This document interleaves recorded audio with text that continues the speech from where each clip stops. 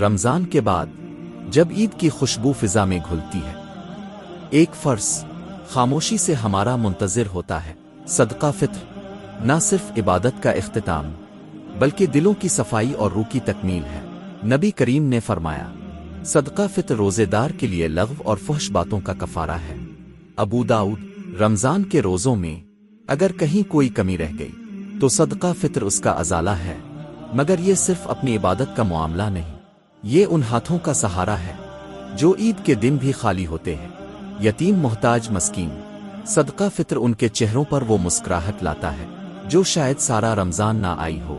یہ ایک اجتماعی ذمہ داری ہے کہ عید صرف ہماری نہیں، سب کی ہو۔ صدقہ فطر کی مقدار چاہے گیہوں، کھجور ان کی قیمت ہو، اصل مقصد کسی ضرورت مند کی ضرورت پوری کرنا ہے۔ صدقہ فطر پاکیزگی، ہمدردی اور اخوت کا پیغام ہے۔ جب آپ فطرہ ادا کرتے ہیں تو دراصل آپ اللہ کی نعمتوں پر شکر ادا کرتے ہیں اور ان کو بانٹنے کا وعدہ کرتے ہیں۔